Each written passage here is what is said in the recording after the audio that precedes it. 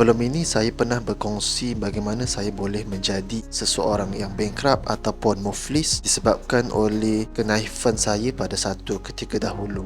Untuk diringkaskan bagi yang tidak berkesempatan menonton video sebelum ini, saya menjadi muflis sebab ketika itu saya bersetuju untuk meletakkan nama saya bersama dengan seorang saudara saya yang kini telah meninggal dunia untuk mendapatkan pinjaman perniagaan yang 100% dijalankan oleh saudara saya tersebut. Kenapa saya bersetuju? Pertama, kerana yang memujuk saya untuk meletakkan nama ialah ibu saya sendiri, sebab ibu saya percaya kepada saudara saya tersebut, dan kedua sebab kenaifan saya sendiri. Masa tu saya memang noob, umur pun baru 21 tahun, saya tak tahu selok-belok dunia. Dan yang ketiga ialah saudara saya itu pun bekas seorang pegawai dalam kerajaan. Sebelum ni beliau ada memegang jawatan yang agak tinggi dalam kerajaan. Pencen beliau pun dapat dalam RM5,000 sebulan. Jadi maksudnya gaji sebenar sebelum beliau pencen mestilah lebih tinggi.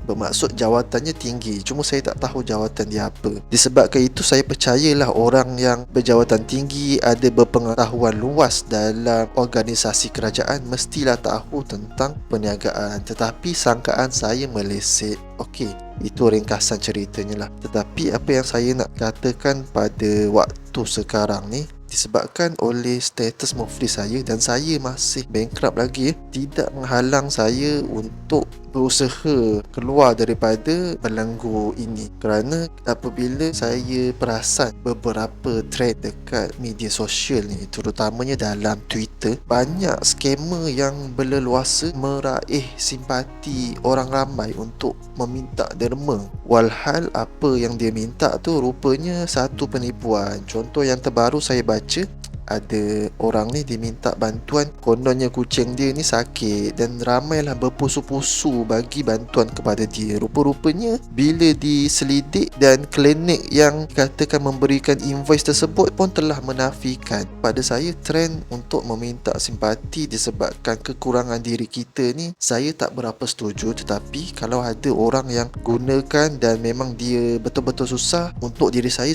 tak setuju. Tetapi kalau orang tu saya tak boleh nak cakap apa, saya tak boleh nak menghakimi dia di atas kekurangan yang dihadapi, contohnya kesakitan ataupun berbagai lagi ujian yang menimpa.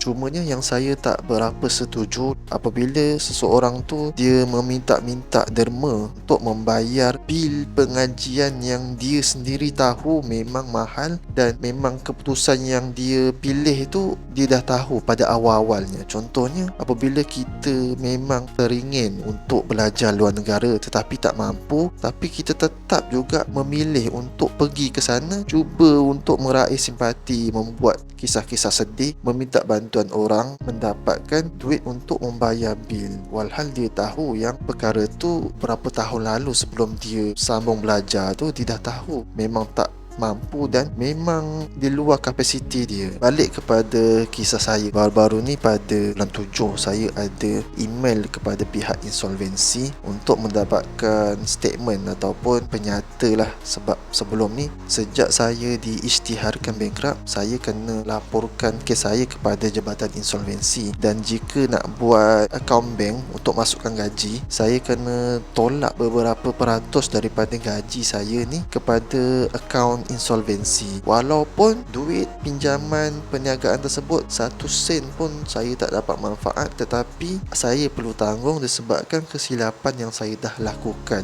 berapa tahun dahulu. Dan bila saya dapat penyata tersebut, jumlahnya ialah RM9,000. Itu tak termasuk kos pengurusan untuk auto debit. Sebenarnya ada RM5.50 yang di-charge oleh bank untuk proses auto debit. Jadi kalau tambah RM5.50 tu sejak saya diisytiharkan bankrupt, mesti lagi banyak.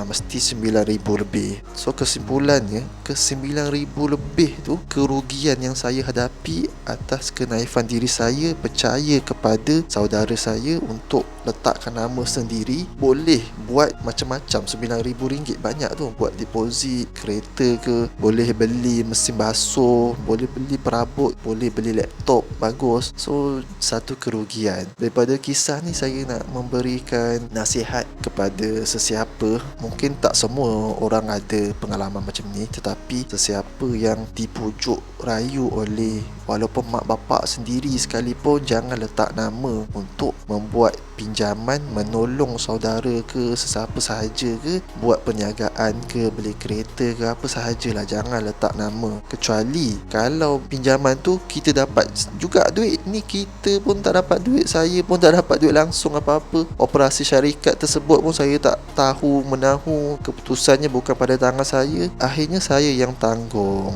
Kesimpulannya, jangan jadi macam saya lah, noob. Orang kata saya masih dalam status bankrupt, tetapi tidak menjadi satu halangan untuk saya hidup macam biasa. Saya gaji jalan macam biasa. Okeylah, itu sahaja. Akhirnya doakan saya. Terima kasih kerana menonton. Jumpa dalam video lain pula. Kita bincang topik-topik yang berbagai.